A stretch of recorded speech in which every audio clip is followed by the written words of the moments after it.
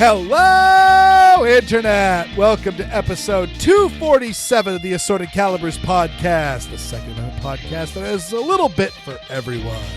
I'm Weer'd, and with me tonight, again, she's amazing, she's wonderful, and she's one of the most important voices in the Second Amendment, Erin Paulette. How you doing, Erin?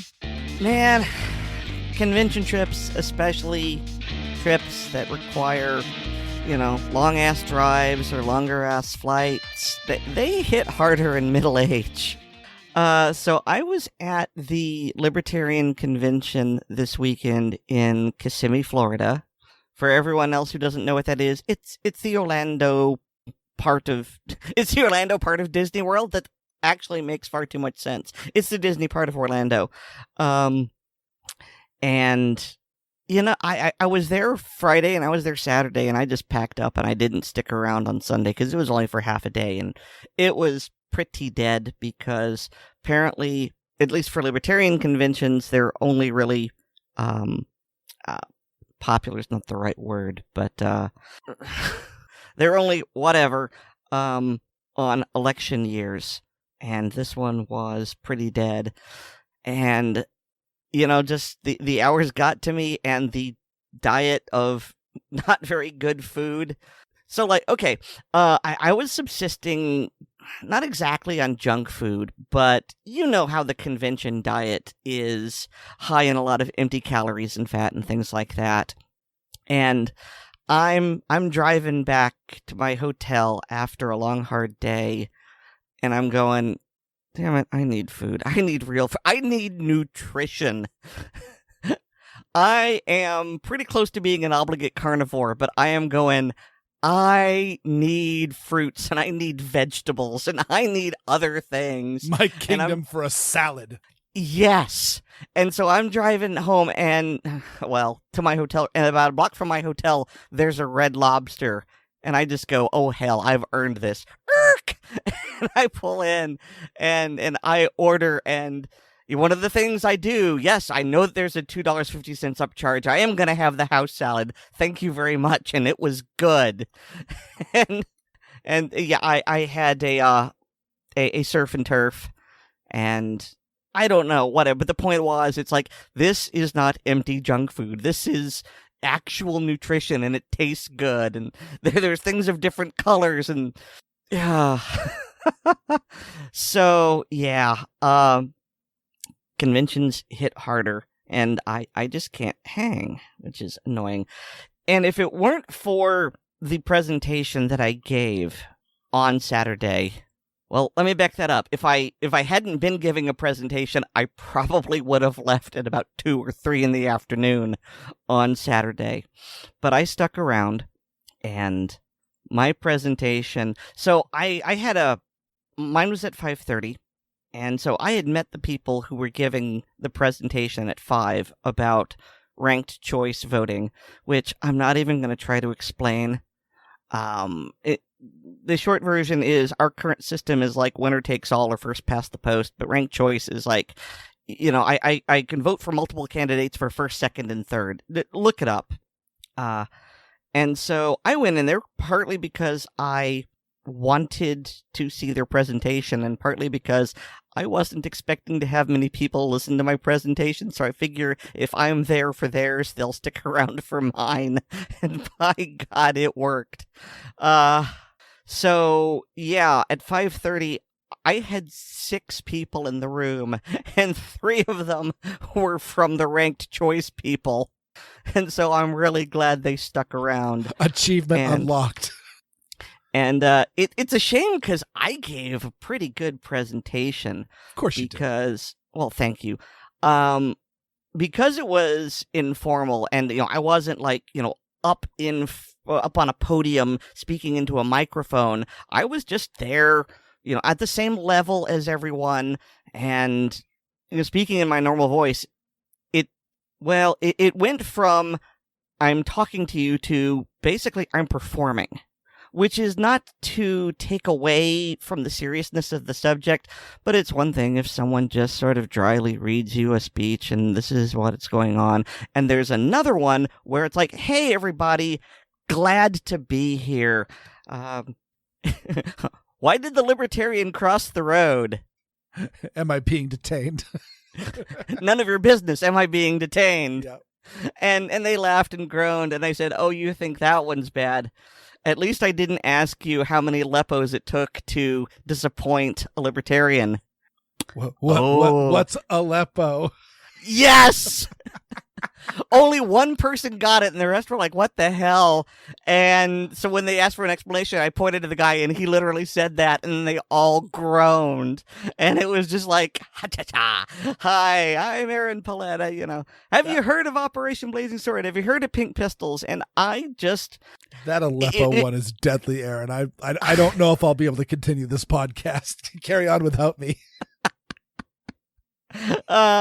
Full credit, I didn't invent that. There's a YouTube video somewhere that basically has two libertarian guys trying to make the other groan with libertarian jokes, and one of them is a very stone-faced Ron Swanson type, and he delivers the killer lines like that one. And so it was almost like a stand-up routine, only... I wasn't telling jokes, but, you know, there's body language and things like, and, you know, I'm having fun and they're engaged. And it was like, God damn, this is some good sugar. I wish this was being filmed. To wrap up this story that is, well, it's long enough now that it's almost becoming a Weer'd story. Two good things came out of this. I resemble that remark. So, first of all, so I mentioned the three people from ranked choice voting. There was one guy there who I have no idea who he is.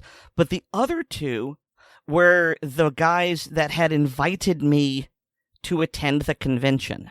And there were other things going on. I mean, they put me up against two other presentations, both of which were an hour. And so even if someone wanted to see me, you know, it's like, well, I don't want to leave halfway through this other 1 hour thing that I want to listen to. So, but anyway, they decided they wanted to come and listen to me, and that was really cool. And so, you know, I performed for them, and they could see that I gave a really good presentation, and they came up and told me that was really good.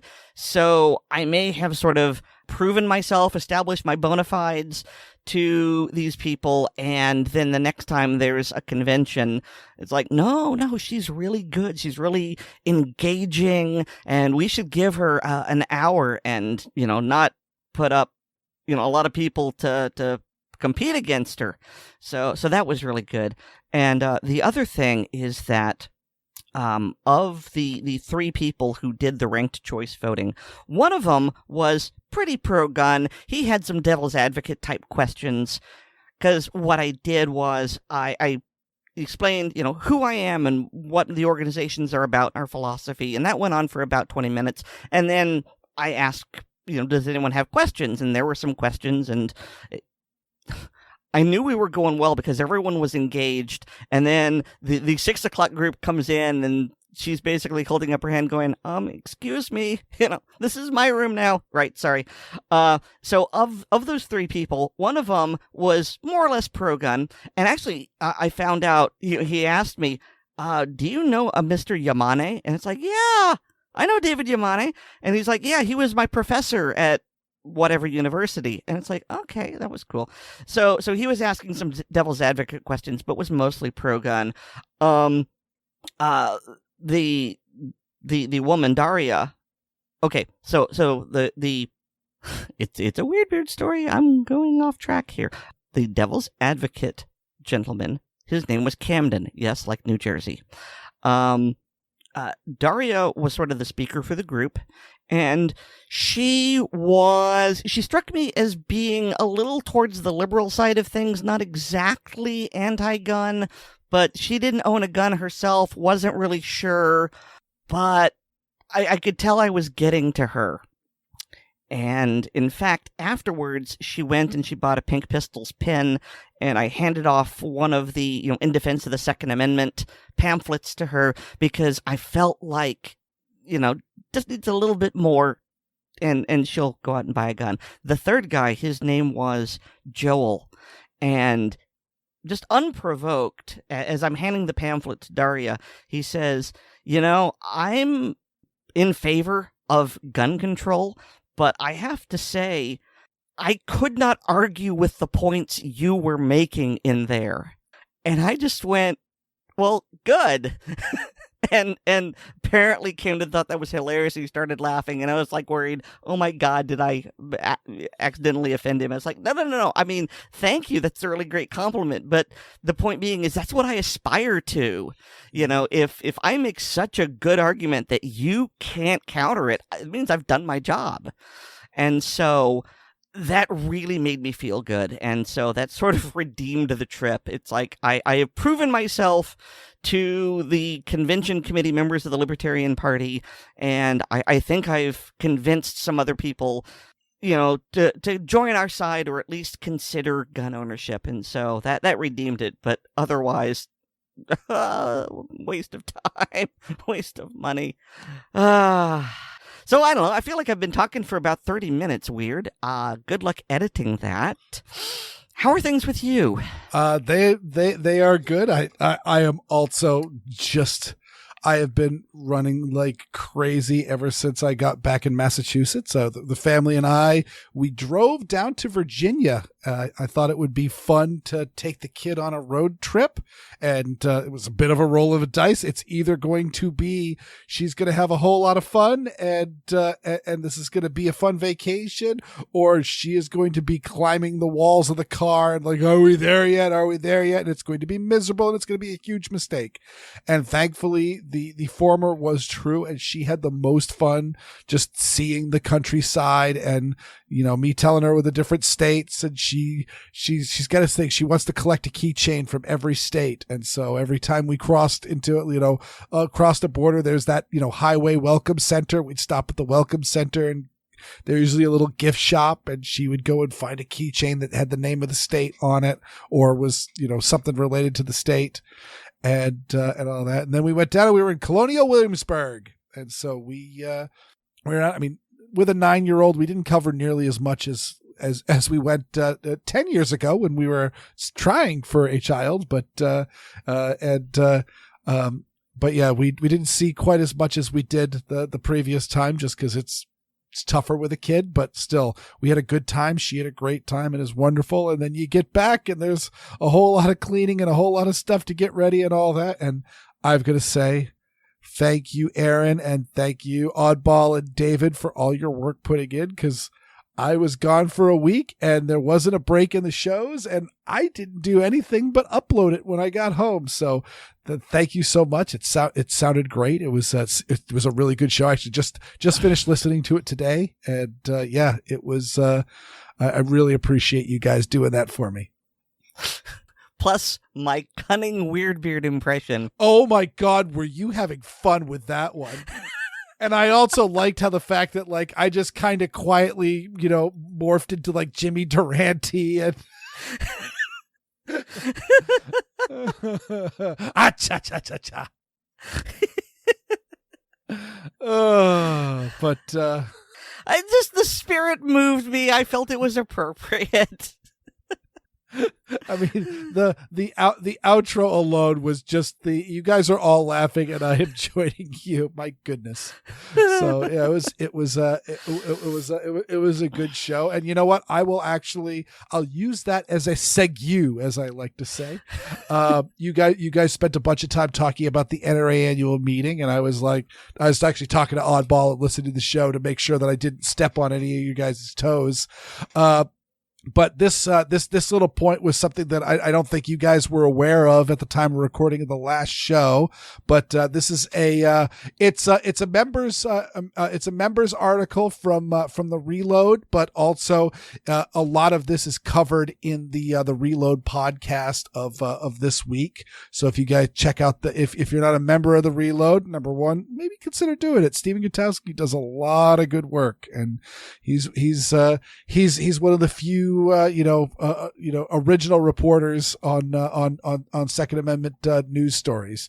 People like us, we read the stories and tell them to you, but Steve Gutowski is the guy that actually writes the stories.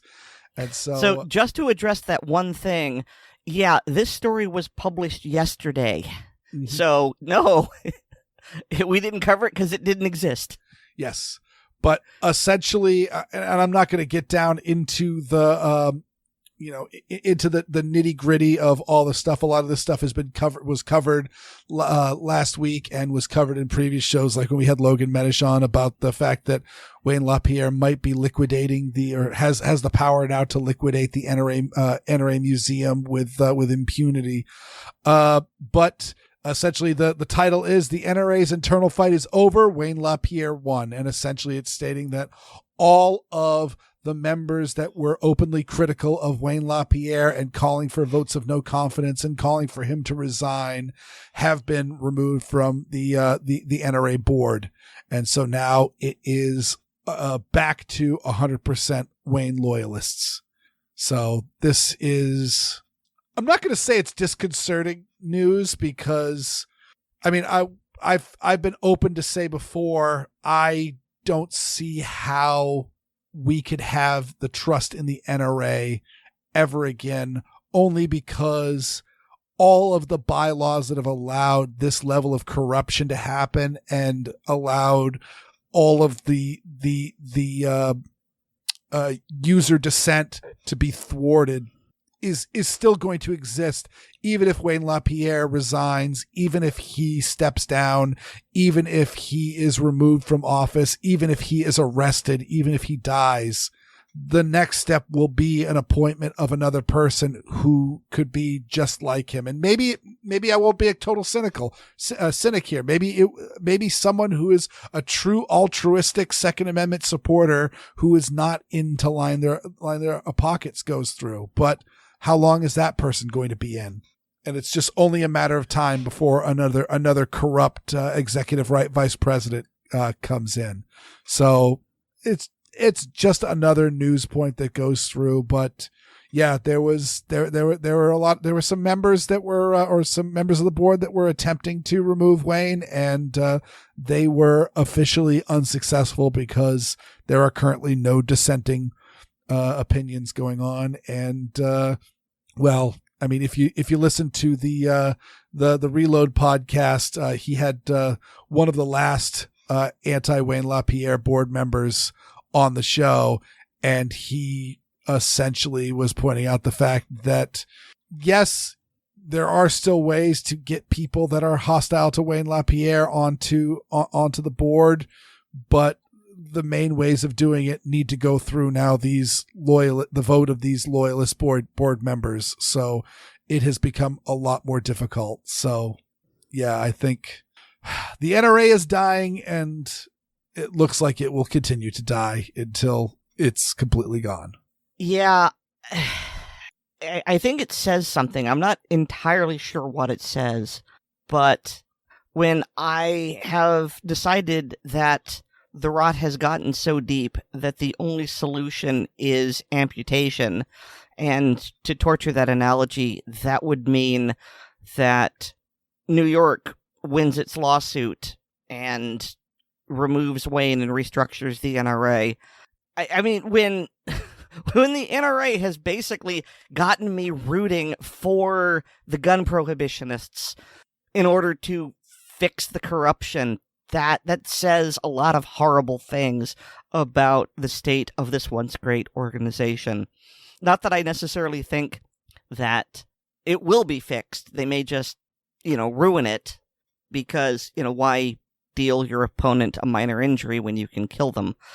But That's where I am right now. And I hate that I feel this way, but I can't convince myself to believe that everything is good and fine within the NRA either. So the way that I feel right now is sort of like when you go back to a place where you were as a child and you realize that all the places you went to have gone out of business, been torn down. You know, my playground is now a parking lot. It's that feeling that just, dang it. So, yeah, it's a pain. I mean, it's the guy on the reload was essentially quoting I've heard it quoted to Sun Tzu. I've heard it quoted to Napoleon Bonaparte. Don't interrupt your enemy when they're making a mistake.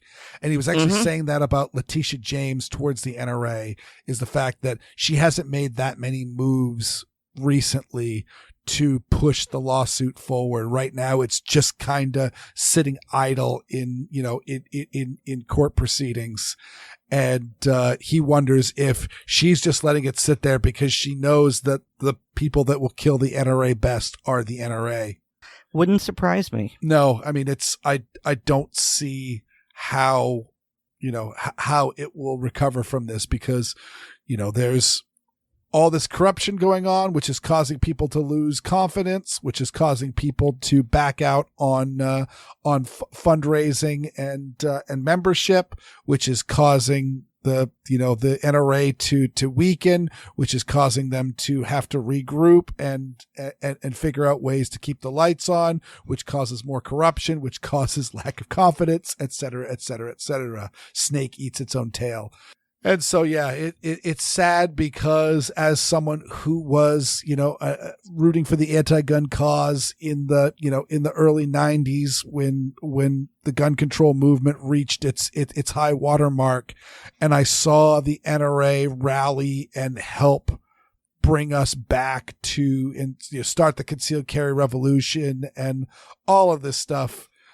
Which of course it's not exclusive to the NRA. I mean, there's every state has their state groups, which are really doing the lion's share of all of it. But that 500-pound gorilla is never coming back.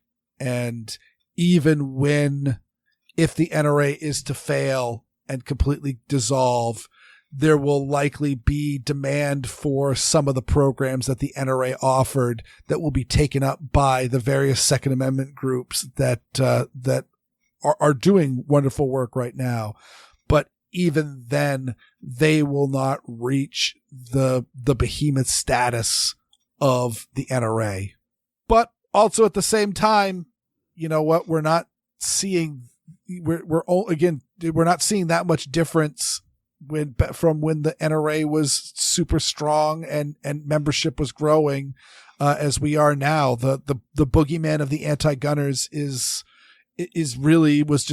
really a paper tiger, and the strength has always been in us, because the NRA is faltering and the NRA is getting less involved in everything, and they've got less money and all of that, and yet still it's only the deep blue anti-gun states that are gaining grounds in gun control. And I mean, we've got how many 4 or 5 constitutional carry states since, the 2019 attempt to remove Wayne LaPierre and the whole, Oliver North fiasco.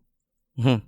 So, I mean, there is the heart in that, is that maybe they were never as powerful as we thought they were.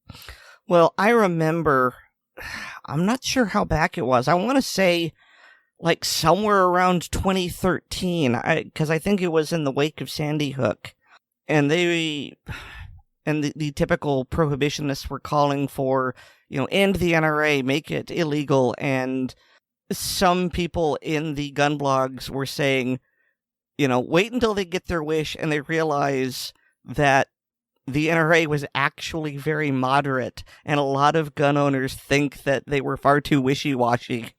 I mean, that's the absolute truth. I mean, I remember being an NRA apologist to people when they were just saying, it's just a fun organization. And, compared to many of the other groups that are around, it is kind of fuddish. Mm-hmm. I mean, they got wine clubs. Probably don't anymore. Yeah. So I guess that's all I really want to dive into that. And speaking of gun control and the avenues of the gun prohibitionists, I've got 2 articles on assault weapons bans that have come up that I thought bookend nicely. And so this is a Vice article, so it's got a left wing skew to it, an anti-gun skew to it, but it says Washington is banning assault rifles and left wing gun owners are scared, and this is just a continuation on what I've been saying, is that many of the people who have come into the gun ownership circle, especially during the pandemic, were not the traditional gun owners and were brand new to gun ownership. And many of them were not your traditional. They were not necessarily the middle-aged white men that we always think about with gun owners, and they're stereotyped, and the people that they show as gun owners on news articles. And in fact, there are people that are minorities, people that are left of center, people of lower economic status. I mean, obviously there's only so if you're living hand to mouth, you can't afford a Glock, but you can afford a High Point, probably. You sure can. That's why I support Trash Panda guns, because hey, guess what? High Points, they're not pretty, but they're inexpensive and they work. I've been saying for a while, these people did not buy these guns, and the guns that they were exclusively buying were, semi-auto rifles such as AKs and ARs and double stack striker-fired pistols, the exact guns that are being targeted with these assault weapons bans, and they did not buy those to turn them in. And so it will be very, very interesting to see. Obviously, this is going to be signed into law by the governor. It hasn't been signed at the time of this recording, but I guarantee by the time anybody's listening to this, it's probably in the next day or two, it's going to be signed into law. And then it does have a grandfather clause, but it's one of those like super harsh grandfather clauses where you're not allowed to transfer the gun. So essentially, it's like Canada, where you can have this gun, but it dies with you. So we will see what happens. Obviously, this is ripe for a Second Amendment challenge. Obviously, that's with NYSERPA, that's firmly established that, these assault weapons bans and handgun rosters and all that stuff are unconstitutional. These are guns supported by the Second Amendment. But it'll take time to do it. Yes, and I look forward to having Operation Blazing Sword Pink Pistols file an amicus brief on this. Hells yeah. And you didn't touch upon what I thought was the most interesting part of the article, and they say left-wing gun owners are scared. Well, why are they scared? And so in this article, they state that their concern is that the ban creates a situation where traditional gun owners, white male conservatives, are sitting on an arsenal of high-powered weapons, which emerging demographics of gun owners like LGBTQ people, leftists, and minorities no longer have access to. So their concern is our enemies have them, but we won't be able to get them. Yeah, that ties into a phrase that I don't think has gotten enough play. It's a really, really good turn of a phrase on when the anti-gunners say or the gun prohibitionists, honestly, it's a way better term, Aaron. The gun prohibitionists say no one is coming to take your guns away when they institute an assault weapons ban with grandfathering. You can say no, but you are taking away my children's guns. You are taking away my grandchildren's guns. You are taking away guns from the previous generation. I mean, we all saw it with the Hughes Amendment. That before the 80s, people would just get a tax stamp and have a gun converted to full auto. It was super easy to do, or just buy a machine gun. I actually remember hearing somebody say that, oh yeah, back in the 80s, a full auto Steyr AUG was cheaper than a semi-auto one, just from how they were being imported.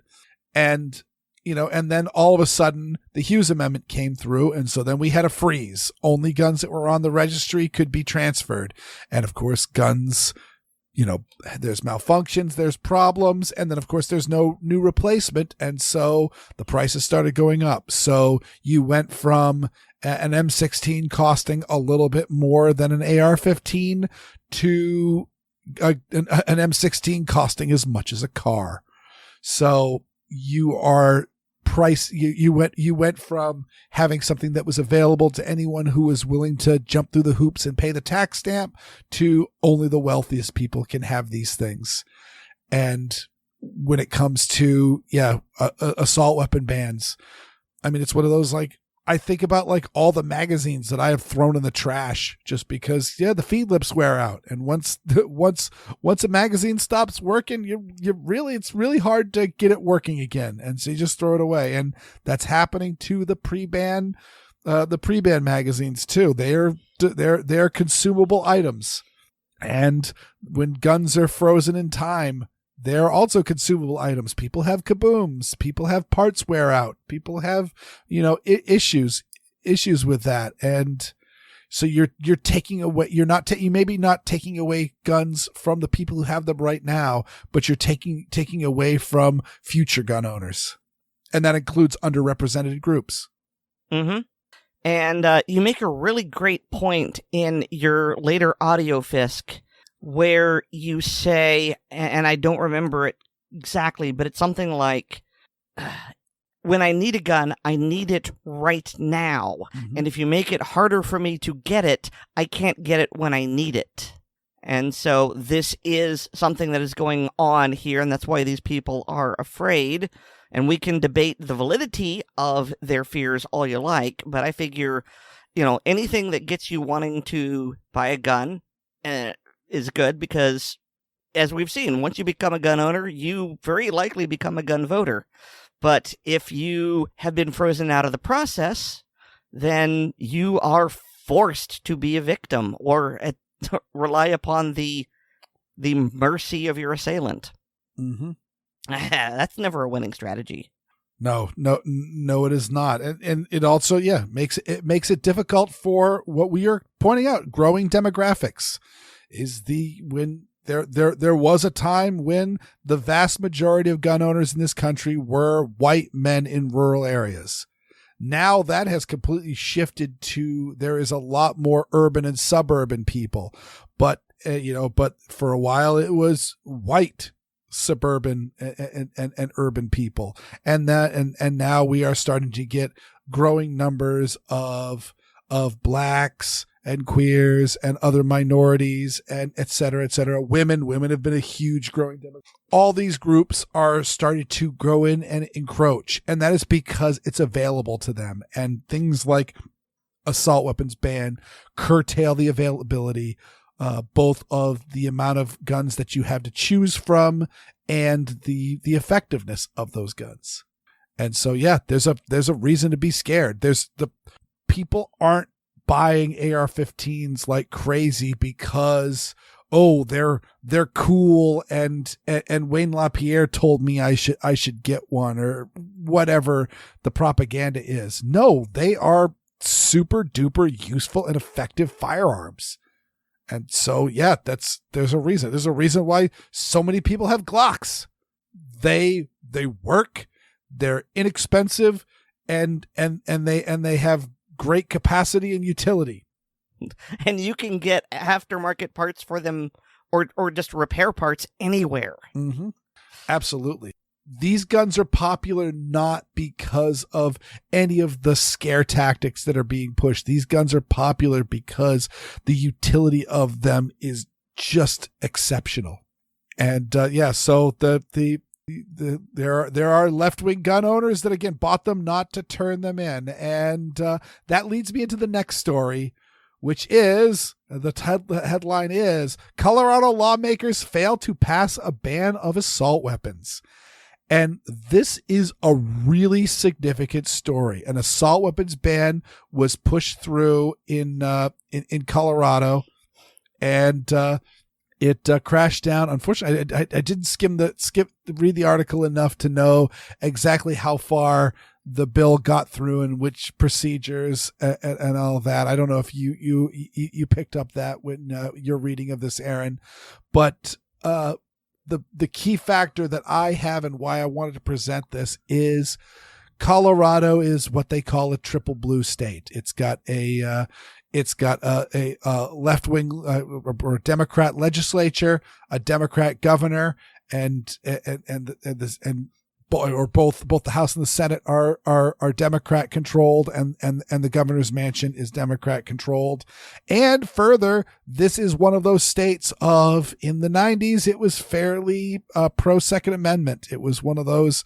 It was a gun friendly state, and it's been slowly drifting away into gun unfriendly, much like Oregon and Washington used to be extremely gun friendly, and they've started passing more and more gun control. And of course, Washington just passed an assault weapons ban, but Colorado has not. And it's very, very interesting, because as a general rule, you've found that these deep blue states almost always are rubber stamps for gun control, no matter how ridiculous. But it seems like this is a bridge too far. And I got to wonder if it again is how many of the constituents in Colorado, as left-wing as they are also gun owners. I'm really surprised that this bill failed, to be honest, because Colorado has been the location of some pretty heinous massacres, including Columbine, the Aurora movie theater in 2012, the Boulder supermarket shooting, and then last November, the Club Q shooting in Colorado Springs. I really would have figured that this would have been a slam dunk for the gun prohibitionists, and maybe they thought so as well. I'm really not sure how this got stopped, but it got stopped. And apparently, well, it took 15 hours of debate. I don't know how long it had been in the works before that. But they argued over that for quite some time. And when it failed to leave committee, it was by a vote of 8-5. So almost 2-1, which is really surprising. Again, my hopes are always, and why I make it a point to make this podcast as accessible as I can to our friends on the left, our gun owners and Second Amendment supporters on the left is number one, because I find that there are far too many Second Amendment podcasts that are far too partisan when they shouldn't be. But I really look forward to the day when the Second Amendment becomes nonpartisan again.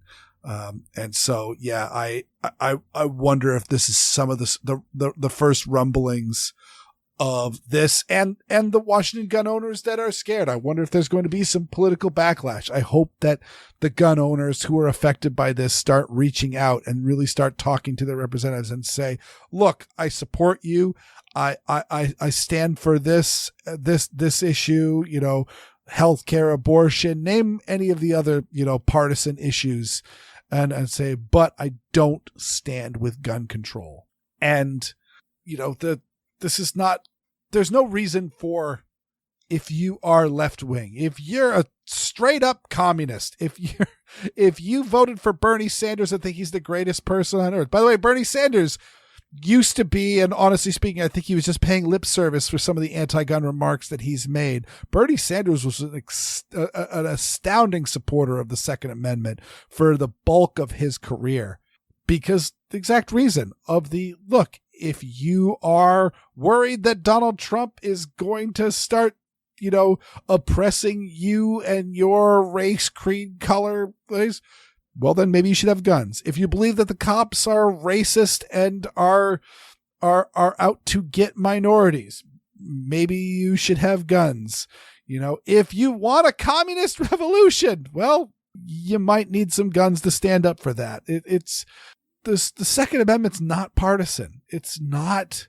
It doesn't have any politics associated with it. Again, everyone has a right to life. Gun rights are human rights, and it doesn't matter who you are and what you believe politically to whether you have the right to defend that life. So yeah, you need to support that. And if you make the gun rights go away, you're just opening yourself to being a victim.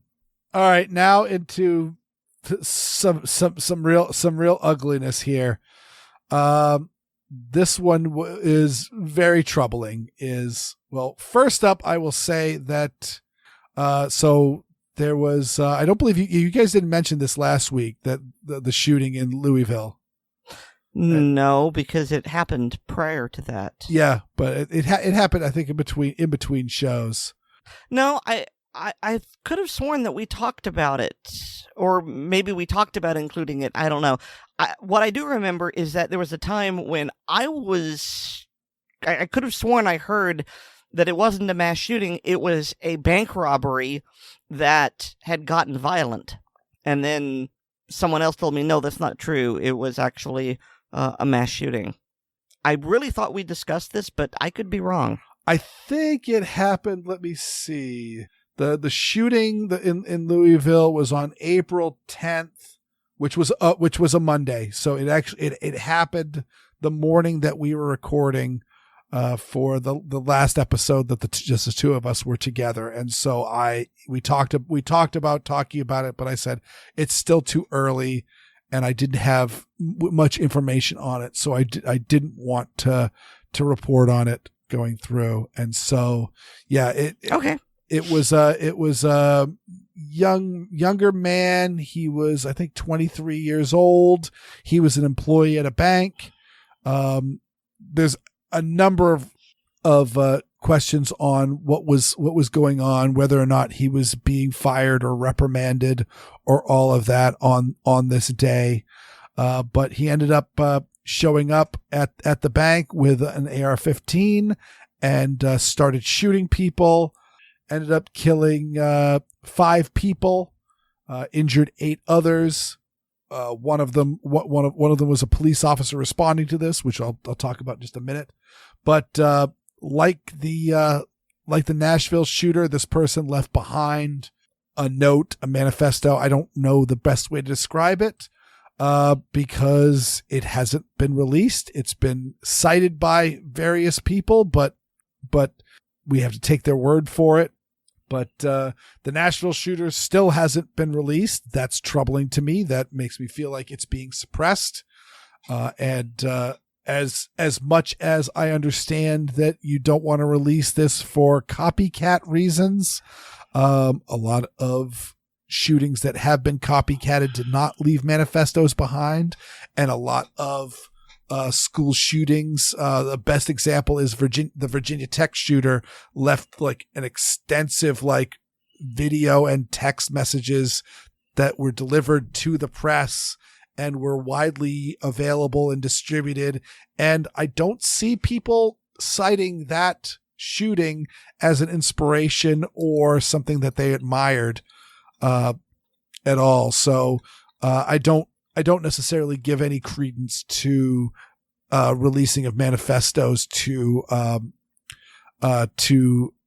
causing a increase in copycats. I think it's mostly news coverage and things like that draws that in. But I want to personally read them because I want to see what the killer was thinking. What was their motivation? What were they targeting and what were they avoiding?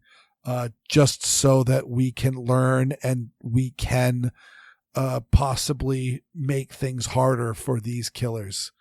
But the big smoking gun in this one is that, according to several sources, the note is, they're saying here it's 13 pages long, so it's definitely not a note or a letter. It's definitely more on the quote unquote manifesto scale of things. The person bought the gun just to show that someone that is having the mental health issues that they are having can buy a gun, and to prove that something needs to be done about that. So essentially they were conducting a mass shooting for gun control. So yeah, this is this is not good on many levels. It's not good that evidently and no one's going to report on this, that the gun control groups may in fact be motivating killers, but also that these people are on their side, which is not okay. There's certainly been many rumors. They're only rumors because, again, the manifesto has not been released from Nashville, that the Nashville shooter was also motivated by gun control as to one of the motives for their shootings. And this is bad. I mean, I don't know the better solution to it besides stop being in favor of gun control. But yeah, I just want to close out on this issue just to shout out. I've got a link in the show notes to the body cam footage from the police badge cams in the police response. And 2 officers were the first ones to roll up. One was a rookie and a veteran officer, and they were partners. They were partnered together, and the rookie was Nick Wilt, Nick Wilt, and then the other officer was Corey Galloway, and they essentially charged in, extremely bravely, and came in. And this is one of those banks that was on like the elevated, it was all glassed in, and it was one of those elevated platform setups. And so when Officer Galloway and Officer Wilt came up the stairs, the shooter saw them and probably heard them come in there with the lights and sirens, and engaged them. And unfortunately, Officer Wilt was shot in the head. He is still alive as of the last time I have heard, but any sort of head wound is not a good thing, and very, very serious. But as far as I could see, it was just bad luck and a bad situation that got him caught with that. I really couldn't see any reason, any mistakes that were made. He was a rookie officer, but I don't think he was making any rookie mistakes. He was doing exactly the right thing, which is charging towards the killer and engaging the killer. And so he went down. And unfortunately, his partner had to see him, down there while he was pinned behind cover. But eventually, he got an opportunity to engage the shooter, and Officer Galloway fatally shot the killer and ended this. So both of these officers were absolute heroes. Officer Wilt was severely wounded. Hopefully, he will make somewhat of a recovery. If he makes a full recovery, I will be absolutely astounded. But the footage is there, and this is what you do, and this is why I praise the Nashville officers as well. They all made it out without any injuries from them, but it very well could have gone this way as well. And this is the bravery that I talk about, is that that you could be finding yourself into pushing yourself into one of those fatal funnels. But the reason why you do that is it is proven to get the shooter to stop engaging the innocents in the venue and instead start engaging the police officers who are armed and are trained to deal with this. What bothers me is that, okay, we haven't seen the manifesto, but it's been reported that he had 3 motives. To show how easy it is to get a gun in the state, to draw attention to the mental health crisis in America, and to die by suicide. And he achieved that third one, suicide by cop. But, so what bothers me here is that the first 2 are, even if I disagree with them, they are somewhat noble goals. Okay, he doesn't like how easy it is to get a gun, and so he will prove that it is easy to get a gun. And he thinks there's a mental health crisis in America, and I agree, and he will draw attention to that. The thing is, he goes about it in completely the wrong way, because he has drawn the wrong attention, and what good is done by murdering innocent people? And so I'm just trying to figure out if this is him, if he is mentally deranged. I mean, that's what I want to say, because why else would someone want to murder innocents? And so in his screwed up brain, it makes sense to him. Or if he was just saying that so he would look good posthumously. Although why he would think that would make him look good, I don't know. I'm trying to put sense to evil, and it's not working, and it troubles me. Yeah, it's sense to evil and sense to severe mental illness, because at no point do any of these shootings make any sense. I mean, there have been so many, and honestly speaking, they haven't been very successful with pushing gun control either. And they all end in the shooter's death. And, in previous times, thankfully, again, the news is being much better about not reporting the names and not sprinkling them all over the cover of newspapers and magazines and TV headlines and all of that. But, even in the past, you get notoriety, but you get notoriety for being a killer of unarmed, innocent people. So, yeah, you really can't put sense to these people. They are broken in every sense of the word. And I mean, it's, I would hope that this could have been a world where this person would reach out and get the mental health, the health care that they needed. And I know that it's a crisis, and I know that the availability is horrendous right now. Again, I've got family members, both people that have money and people that have no money, and neither one of them have been satisfied with the amount of health care that they can get for loved ones with mental illness. And it's tough, and I unfortunately can't come with any major solutions besides we just need more doctors and more treatment facilities.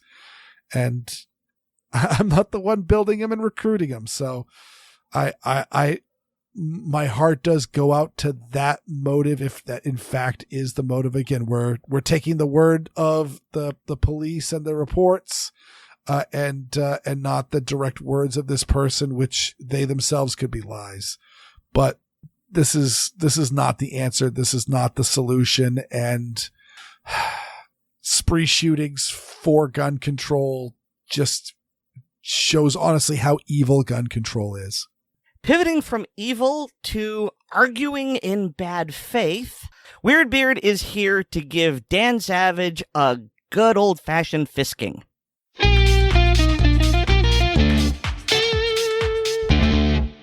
So I'm taking a quick break from my ongoing series on the Red, Blue, and Brady podcast to cover something a little more topical.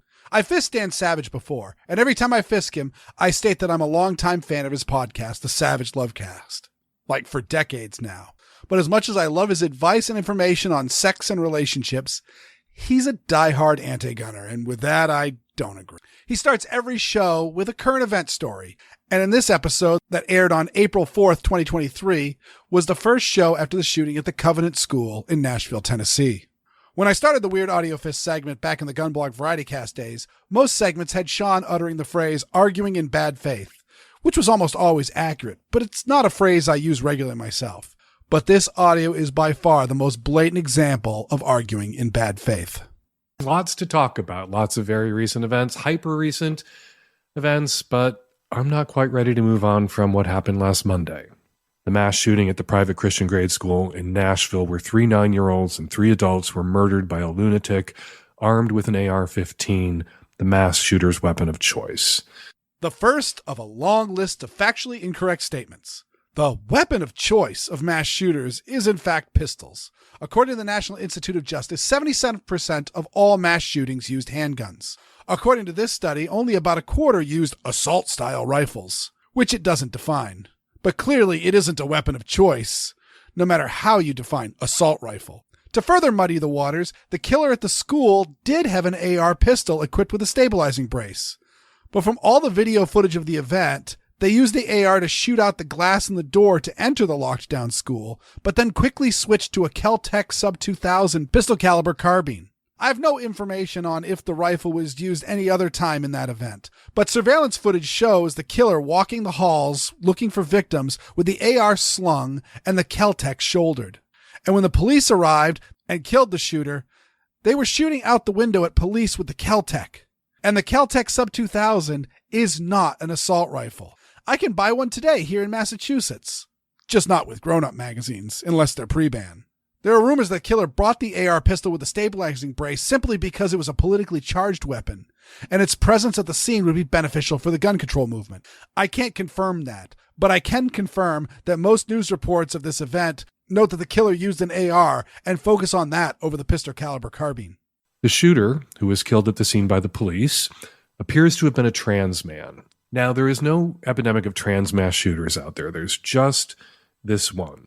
While I also will not say there's an epidemic of trans shootings, recently there have been several, so it's not just the one.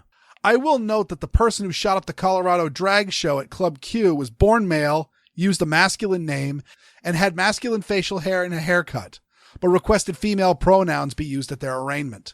The killer in Nashville had most of their social media under their female birth name, but with requests for masculine pronouns. While I will not judge how they or any other person chooses to identify, I present these facts as they do add some ambiguity to these cases. And to remain neutral in these ambiguities, I will attempt to only use gender-neutral pronouns. One quick note before I move on. I have a link in the show notes that includes the mugshot of the Club Q killer, who, from my understanding, got their face stomped in quite properly by a performing drag queen. I will not name killers in this show, and I generally don't like to display their likeness. But that mugshot is so humiliating. I like to draw as much attention to that and the final moments of the Nashville shooter, because this is how all spree killers should look. Defeated and humiliated. There's no glory in their cowardice, but there is glory in the people who stop them. Little perspective, there have been 130 mass shootings in the United States in 2023, according to the New York Times. So far, that's more than one mass shooting per day. That statement should set off everybody's BS alarm. And the fact that Dan is not blazing new grounds with the claim that there are more mass shootings than days every year should show you the agenda. Not to belittle the lives of the victims. This is a tragic event. But this shooting, only 6 people died. I just mentioned the Club Q, which had a lot of injuries, many from people fleeing the shooter, but only 5 dead. And while any death is a tragedy, these are only fractions of the death at Parkland, Uvalde, or Sandy Hook, and many more. Yet we talk about them for weeks. If there's another shooting every few hours, why do we just focus on these ones? Why is Dan talking about this shooting? This is because there are different definitions of a mass shooting or a spree killing. And generally, society sees a mass shooting as a single event where 4 or more people are killed, not including the attacker, and a firearm is used. By this definition, all the events I mentioned count as mass shootings. And according to the Institute of Justice study I just cited, there have been 172 from 1966 to 2019. 172 in 52 years, not hundreds per year. But some criteria just need there to be 4 or more people injured, including the attacker. So there are mass shootings where nobody died, and even potentially all parties could be the aggressors, such as a gang shootout with multiple people and some people got shot or injured in the event, even including people who were injured by running away. Clearly the press don't treat these events the same as the very rare form of spree killing. And when somebody like Dan Savage or a nightly news host or a politician talk about tragic events in the news and then state these massively inflated numbers, they are being inherently dishonest. The overwhelming majority of those mass shootings were perpetrated by cisgender men with guns. So if anything, trans people as a proportion of the population are less of a danger, less of a threat, less likely to shoot up a school or a church or a synagogue or a movie theater than cisgender males even after Nashville. This is true no matter how you slice the numbers. And I do not condone any connection to these killers' gender identity with their horrific acts. Still, transgender people do have a statistically significant risk of becoming victims of violence, something Dan Savage has mentioned in the past, but is strangely silent on in this episode, because he's not arguing in good faith. Now, anyone who would walk into a school and kill children is not sane. I'm all for keeping guns out of the hands of the not sane, and since we don't often find out that someone isn't sane enough to own a gun and shouldn't have a gun until after they've opened fire in a church or a synagogue or a school or a Walmart or a movie theater or a grocery store. I don't think we should let anyone own a gun. I think we should err on the side of keeping guns out of the hands of lunatics by keeping guns out of the hands of absolutely everybody. And here is the bad faith mic drop. Throughout this entire monologue, Dan is calling for wide-scale gun bans. He has a massive track record for demanding gun bans. This is what he wants, and the facts be damned. Facts such as the many states where these events have happened have red flag laws. California has a long list of spree killings and an even longer list of gun restrictions and outright bans, as does New York State. While the Nashville shooter doesn't appear to have prior contact with law enforcement, and their parents, whom they lived with until their death, attempted to remove all guns from the home, the vast majority of these killers were known to law enforcement, and many opportunities for violent intervention were missed. Gun owners frequently say, "We don't need new gun laws, just use the laws we have on the books." And it's very telling that the anti-gun people don't care that we don't use the laws we have on the books, while calling for new and more restrictive gun laws. But the people who think guns make us safe and the solution to gun violence is always go out there and buy more guns, which if that worked, we would have the lowest rates of gun violence in the world, not the highest. But we are one of the safest countries in the world. We only have the highest gun violence rate in the world if you add enough exclusion factors to remove any country that has a higher rate than us. Further, if guns don't make us safer, why are so many of these shootings carried out in places where guns are banned or extremely uncommon? Even this shooter in Nashville allegedly had other targets, but chose this school because it was less likely they would encounter security on premises. If guns don't make us safer, why do bad people take so much effort in avoiding good people with guns? We have more guns per capita than any other country on earth, and we have more gun violence, not less. Gun violence right now is the leading cause of death among children in the United States. He's right about the number of guns per capita, wrong about the amount of gun violence in this country compared to others, and certainly wrong about the cause of death. In the notes, I have the CDC data for the cause of death by age for 2018, which is the most recent available data set. With the exception of deaths inside of the first year, which is caused by birth defects, the leading cause of death up to age 45 is unintentional injury. This is things like drownings, burns, and car accidents. Homicide is the third leading cause of death from age 1 to 4, doesn't specify a weapon. Suicide becomes the second place cause of death from ages 10 to 34. Homicide also becomes the third cause of death from the 15 to 24 age bracket. But more than half of that bracket are legal adults. And 15 to 17 is not the first thing we think of when the word children is mentioned. It's all deeply dishonest and designed to push a narrative and an agenda that doesn't fit the facts. Further, while suicide does start cropping up in the teen years, only 50% of all suicides in this country use firearms. And the U.S. is not the leader in suicide. We're right in the middle. And the anti-gun agenda doesn't really address any issue with suicide. It just uses the numbers to inflate the body count. Last, we also need to note that we are dealing with very small numbers when it comes to youth death. Most children in America live to grow old.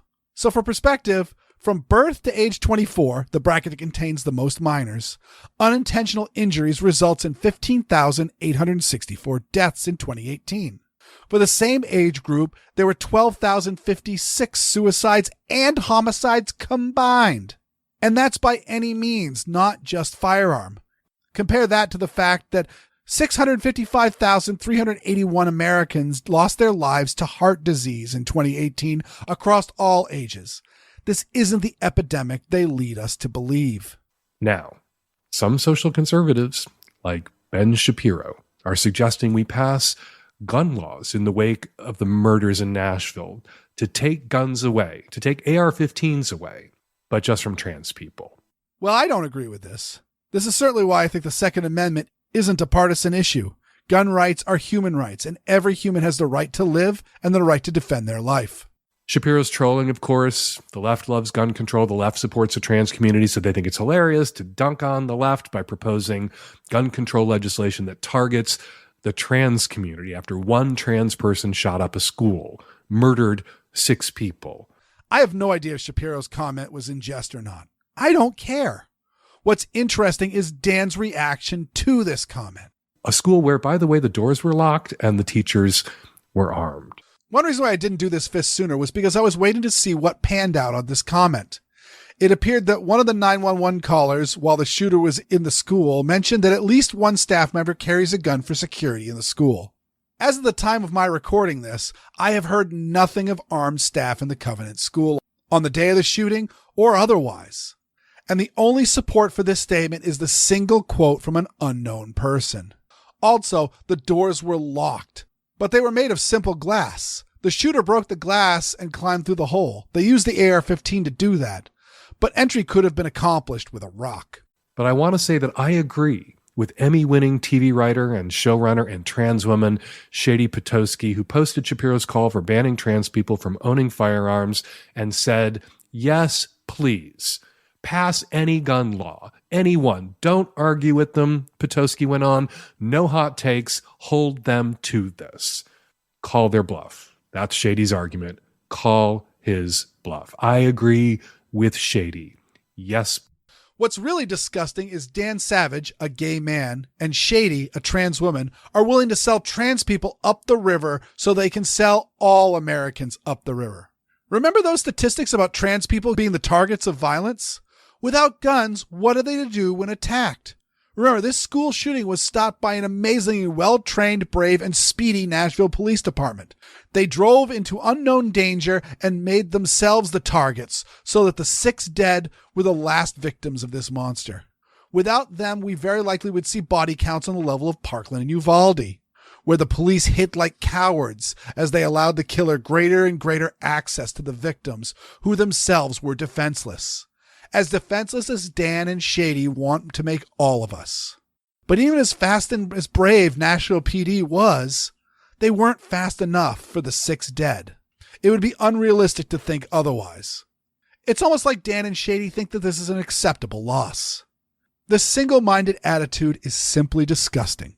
So go ahead, right-wingers, ban trans people from owning weapons of mass destruction, from owning assault rifles, buying AR-15s, just to prove that banning assault rifles, AR-15s, the mass shooter's weapon of choice, is a thing we can do. We can place limits on gun ownership. Is this bad faith or just myopic? Look at a picture of Dan Savage. He's a good-looking, fit, silver fox of a gay man.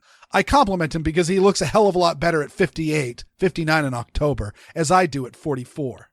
Dan's nearly 15 years older than me, yet I can clearly remember the 1994 assault weapons ban. Hell, I remember rooting for it because I was still anti-gun back then. So we had done it before, and it didn't work. Even the DOJ admitted that the ban had little influence on violent crime or mass shootings. In fact, the Columbine shooting, which has been the #1 inspiration for most school violence and fame-seeking sociopaths, happened right in the middle of the ban. Further, crime was dropping when the ban expired, and it continued to drop to record low levels as semi-auto rifles and magazines holding more than 10 rounds were sold in record numbers as the ban expired. We tried it, Dan. It didn't work. Let's not keep making mistakes just because you want it. And who knows, maybe if we ban trans people from owning AR-15s after one mass shooting perpetrated by a trans person, we will ban straight guys from owning AR-15s after the next mass shooting. But of course, the killer didn't use an AR-15 to kill those teachers and kids, nor did the Columbine killers. You want to ban AR-15s because you think you have the support behind you. And maybe in Seattle where you live, you do. But Seattle isn't America as a whole. In the rest of America, not only do we not have assault weapons bans, but we've in large numbers repealed the need for permits to carry. And things are just fine. While in Seattle, crime skyrockets. Maybe we will find ourselves on that slippery slope conservatives are always warning us about. He's acting like the slippery slope doesn't exist. Dan wants to ban AR-15s so he can ban handguns and then ban rifles and shotguns in total. He knows we won't ban all guns all at once, so he's settled to do it stepwise. The slope slips the other way. Back when I was anti-gun and the first assault weapons ban was passed, only Vermont had permitless carry, and concealed carry was illegal in the majority of this country, and may-issue carry laws were commonplace. Today, more than half the country respects the constitutional right to carry a firearm, and may-issue is soon to be a thing of the past. We didn't get here all at once. We had to do it step by step. Don't let anyone ever tell you the slippery slope is paranoia. Let's call their bluff. No one needs these weapons. Weapons designed for killing human beings. Weapons that have been used again and again to pulverize children. As I said before, the killer likely didn't use the AR-15 in the killing. But you know who did? Officer Rex Engelbert of the Nashville police. He used his AR-15 to shoot the killer in the back as they were shooting out the window at the other officers holding the perimeter. Rex had a pistol on his hip when he started his shift that day, but when he answered the active shooter call, he knew he should take a few seconds to get a proper gun for the job. So it does have a place in our streets, both in the hands of Officer Engelbert or to regular civilians like Stephen Williford, who ran barefoot towards the sound of gunfire and engaged a spree killer who had just exited a church, and very likely was heading to his next attack. But Mr. Williford prevented that because he had an AR-15. Take them away from someone just to prove that we can take them away from everyone. This is his plan. And you know he won't stop at AR-15s. It will go to all guns. And just like the UK, when the gun bans failed to stop the violent crimes, they're still calling for increasing bans on knives. The reason why we tell Dan and all the anti-gunners no so firmly is because his proposal won't work. And neither will his next brilliant plan after that fails. The Ben Shapiros of the world, the gun fetishists, they love their guns more than they love anything. More than they love their own kids. More than they love your kids, for sure. They love their guns even more than they hate trans people. Now, I won't speak on the trans hate. It's a real thing, and I don't support it. I know self-described conservatives who don't support it. I know self-described liberals who also hate trans people. Still, as a father who owns and carries guns, and many of my friends in the 2A are parents and grandparents and aunts and uncles, and we all own and carry guns because we love our kids. And we know the truth is that guns indeed save lives. The argument that we love our guns more than we love our kids or the kids of others is disingenuous at best, especially when Dan is using the deaths of these children to push for laws proven not to work. You know, right now, gun owners, you're not the people we want around in an emergency. Gun owners are the emergency. Here's where the bad faith argument hits its peak. Dan likely doesn't know any gun owners. If he did, he might have quietly asked that friend if he could borrow one, or if he could call for help if the BLM occupation zone got closer to his house. Certainly when the riots were burning Newbury Street in Boston, I got a few concerned phone calls and text messages from my neighbors. Anti-gun people often ask me, why do you need all those guns? I simply say, I don't. But in the event I do need a gun, I won't have time to go out and get one. Certainly the people who got into gun ownership during the COVID lockdown learned that the hard way, buying bottom-tier guns and ammo at steep markups because that was all there was.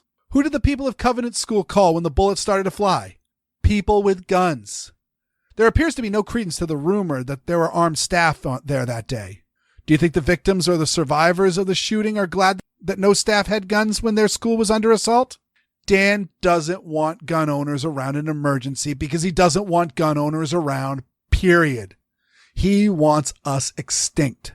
But in a society where literally any idiot can walk into a gun store and buy a gun, where any dangerous lunatic can stockpile weapons like AR-15s, where teenagers can open carry, you don't hear that someone owns a gun and think, that's someone I want around in an emergency.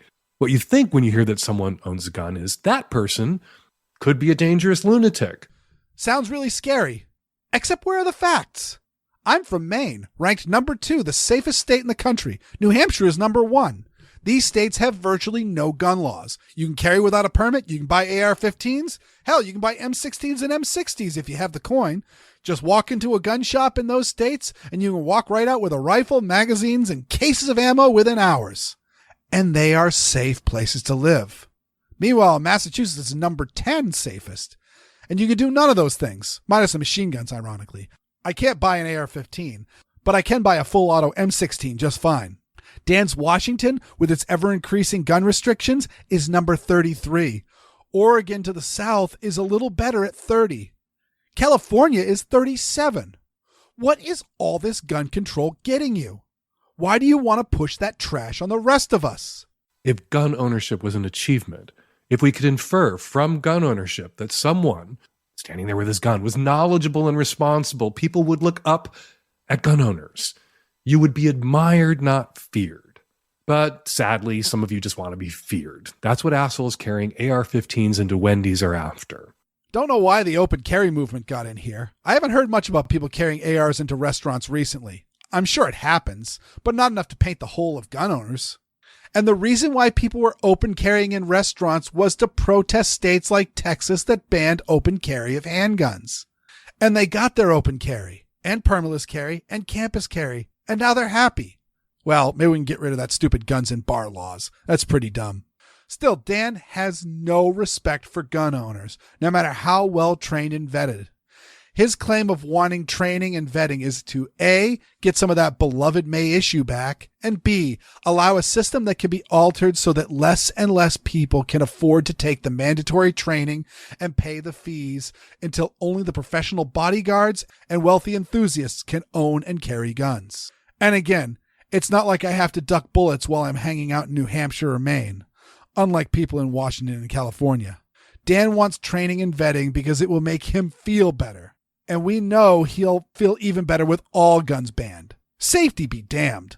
People who sometimes seem to love guns more than they love children shouldn't want just anyone to have guns, because at some point, the pile of dead children is going to be too big to ignore, and you're all going to have your guns taken away. Who's ignoring the dead children? We sure aren't. Every gun channel and podcast has been talking about these events and discussing potential solutions and what tactics and training worked. Hell, Dan's the one who's saying we've had at least one shooting a day every day for the last decade. But he's only talking about this one. What about those children, Dan? You care enough about them to use their blood for your agenda, but not enough to talk about them? And again, these policies he's talking about have been tried before and they're proven not to work. Dan seems to care more about his gun ban agenda than the lives of our children. I am not looking forward to that day. I wouldn't be looking forward to the day when anti-gunners come for our guns. I think a lot of gun owners would be making some uncomfortable choices that day. That's what you mean, right, Dan? I don't want to see the pile of dead children grow that large. I would rather let you have your licensed, safely stored, and insured guns than sacrifice the tens of thousands of children it's clearly going to take before we finally reach a point where we say, enough.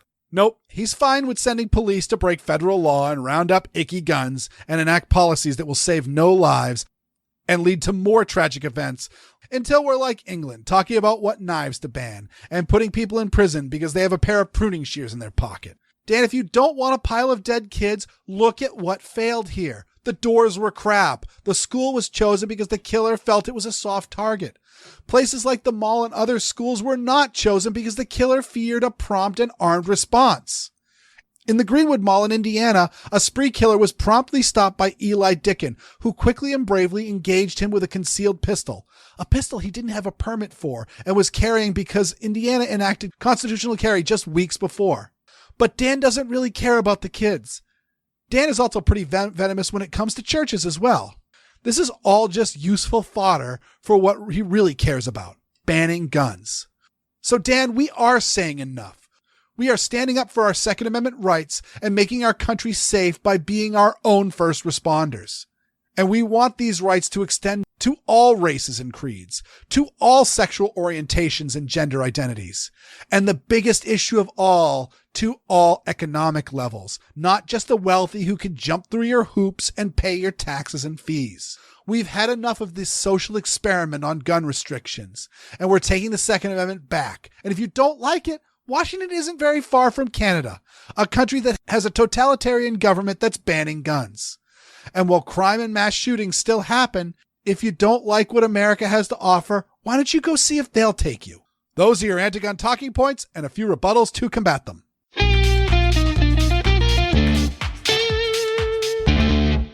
So you mentioned Ben Shapiro, and I actually had that information right at hand because, oh God, when was it? I don't know if it was in March or if it was at the beginning of this month. But, you know, when I had talked about queer gun owners are the canaries in the gun rights mine, and I mentioned that there were some conservatives who wanted to take guns away from us. And there was one person who was like, so list these alleged conservatives.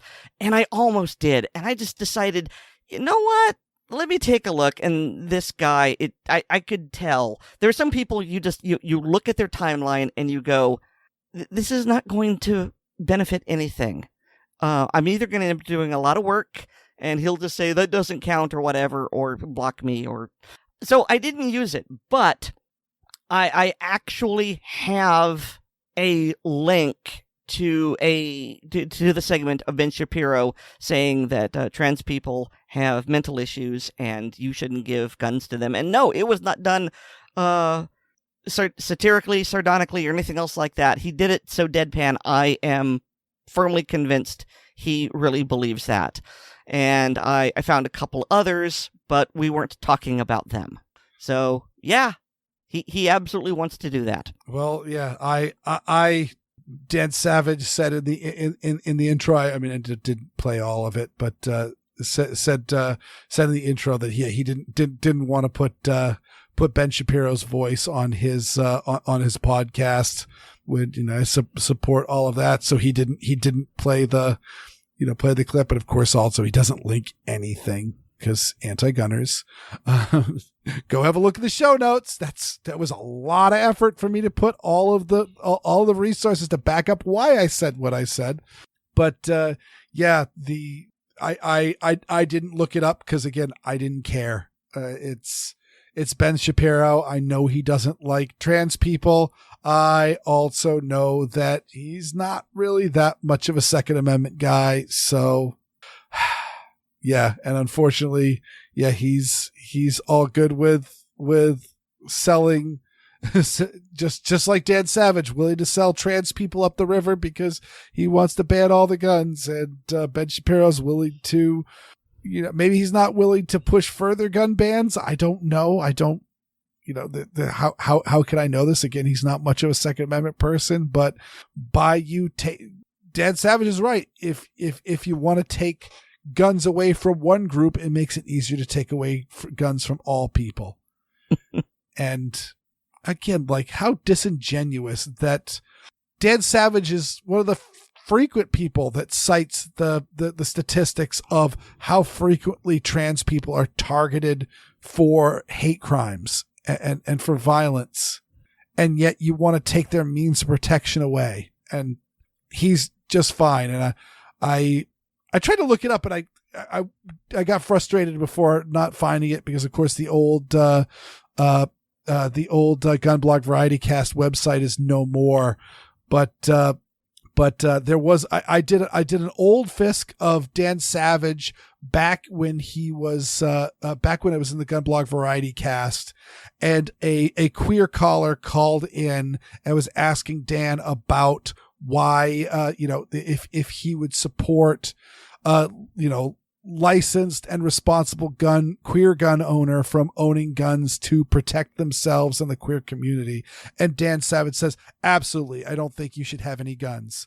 And I will note that I later discovered that that person who had called in was in fact ACP's own egghead. And just, I'm so proud of him for that. And, he was one of those, we got talking about it later. I'm like, I heard audio edits in that. Like he had a lot. He says, yeah, it was a lot longer. I don't really remember it. He wasn't recording it on his end.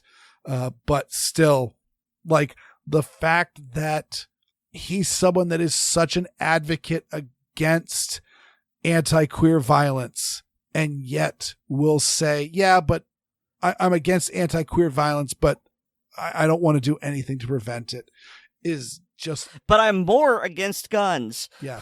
Yeah. I frequently say when discussing Dan Savage with other people about that is, unfortunately, Dan Savage is a Democrat first and a queer advocate second. And again, I note I say that the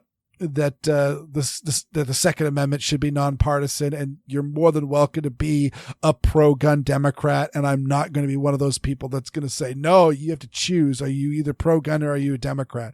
No, but Dan Savage is from the Democrat era where Democrats were anti-gun, the Joe Biden Democrats, that every time he makes a speech, he's talking about how he wants to take our guns away.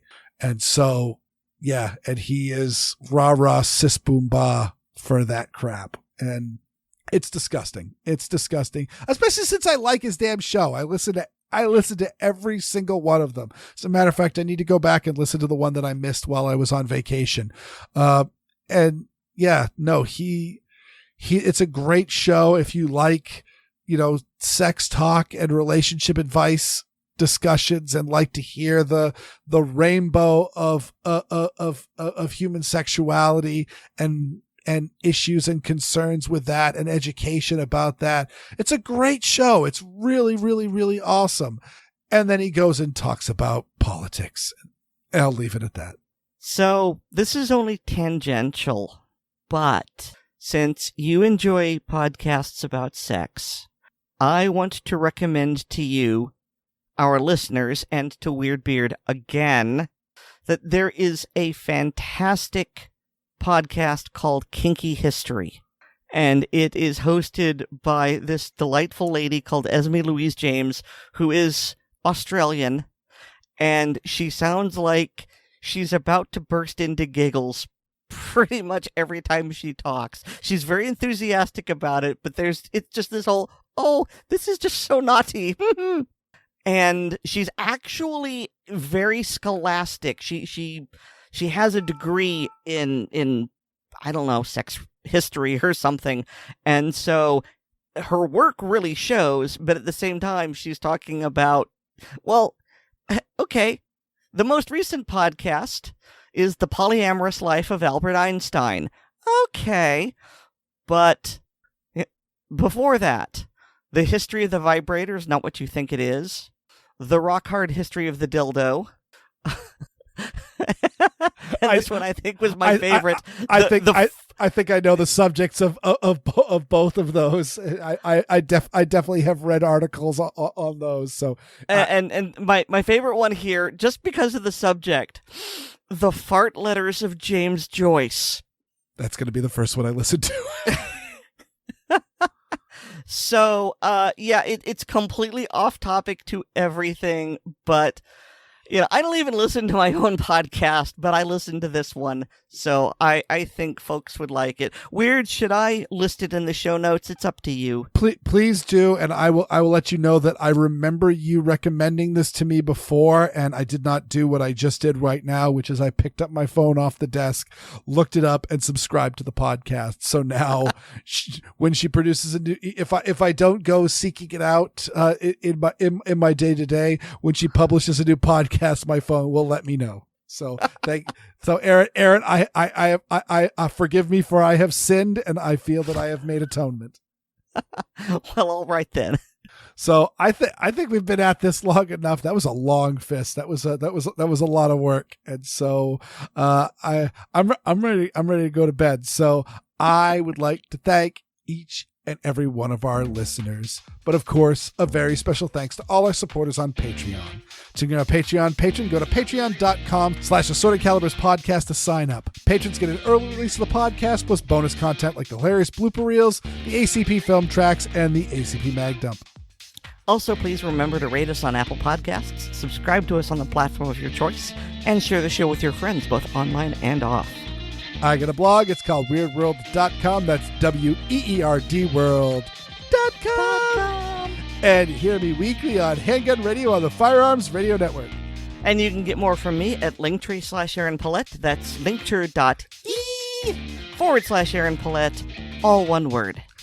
I love that we've turned this into a musical number. And, speaking of music, Nate Spencer did this lovely music you're listening to. Hi, I'm Aaron Paulette, and I like to do impersonations of my host, Weer'd. Our outros are assorted, and so is our podcast. Good night, everyone. Hey, good night.